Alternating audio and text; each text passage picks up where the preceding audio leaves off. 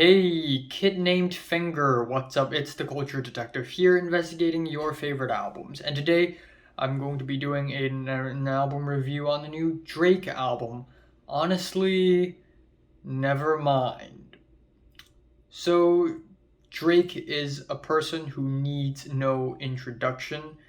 He is a rapper, singer, not a songwriter, not really.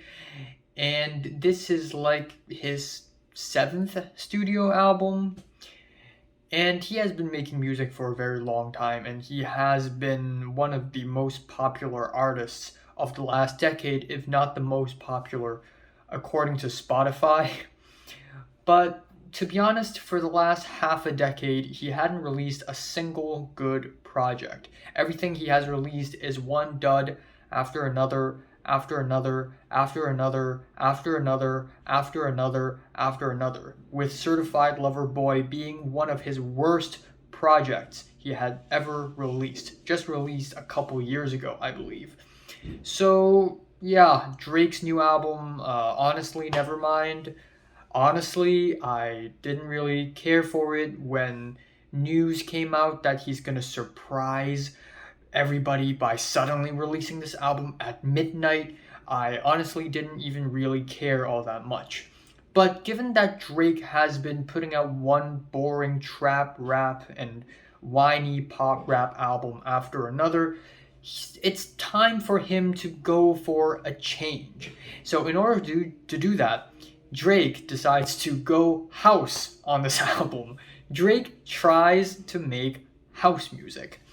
And even though on paper that sounds like a really interesting artistic direction, the end result is still incredibly bland. And what's also really bad about this album is that it is mixed very poorly. A lot of the tracks on this album sound really crushed and distorted for some reason, and it's not a problem in Drake's previous projects, so I don't really know why this album in particular is mixed so poorly.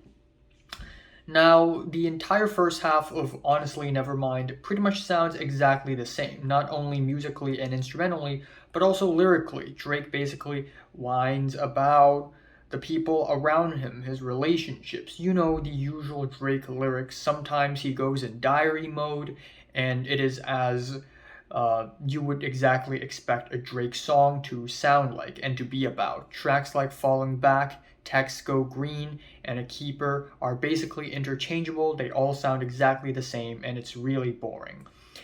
Then we have a few tracks that actually sound pretty bad. First of all, we have the track Currents, which has this goofy, squeaky beat for the entire duration of the track. Luckily, this track is only 2.5 minutes long, because if it goes any longer, I may have a brain aneurysm.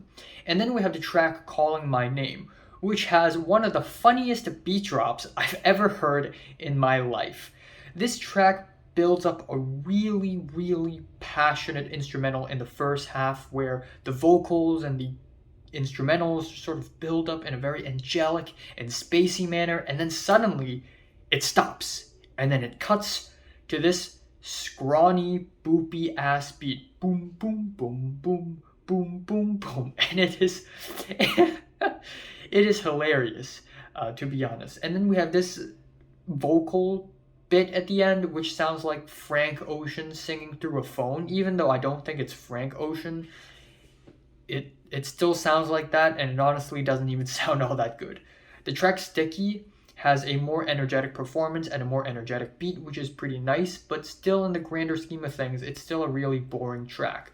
On the track Overdrive, the Drake does a pretty bad Weekend impression, and the track Liability is just another basic trap rap track, but the catch is that it is slowed down by 50%, so the pitch is slower, the beat is slower, everything's slower. It sounds really long and really stupid. But this album has some legitimately good moments. First of all, we have the track Massive, which is one of the better tracks on this album. It is more of a dance house track than it is a Drake song, in my opinion. And even though it's not perfect, some of the instrumentals here sound a little clunky and not really compatible, but overall it sounds pretty fun as a house track, I guess. And then we have the track Tie That Binds, which is also more of a house track than a Drake song. But my complaint with this track is that the guitar playing on this track is not really top notch, and there are some sloppy moments here and there. Finally, the album ends off on Jimmy Cooks, which is what? What is this track doing here? It sounds so good.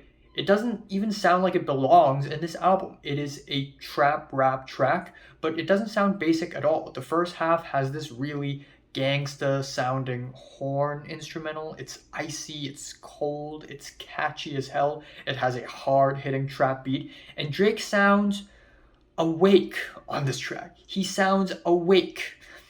And then there's a beat change, which is not the best beat change in the world. I have to admit, not the best. But we still have 21 Savage in the second half, and he sounds pretty good. He gave a pretty good performance. So yeah, at the end, Jimmy Cooks is a really good track, and the album ends off on a really strong note. But otherwise, this is a pretty bland album. It's pretty dry, pretty soulless, not really all that great. I'm happy Drake is doing something different on this album, but just because he's trying something different, it doesn't mean he is resulting in something different. It is still a pretty bland album at the end of the day. So yeah, favorite track here, Jimmy Cooks. My least favorite is Liability. I'm giving the new Drake album, honestly, Nevermind, a strong 3 to a light 4 out of 10. So, have you listened to the new Drake album from 1 to 10? I would rate it, like it, and subscribe if you want more. Thanks for watching. I will be reviewing the new Logic, the new Perfume Genius, the new Foes. I believe Nick Cave is dropping a new album, even though I can't find it, but I believe it's out there somewhere. And I think I'm gonna watch Top Gun Maverick next week, and the new Doctor Strange. I think, maybe.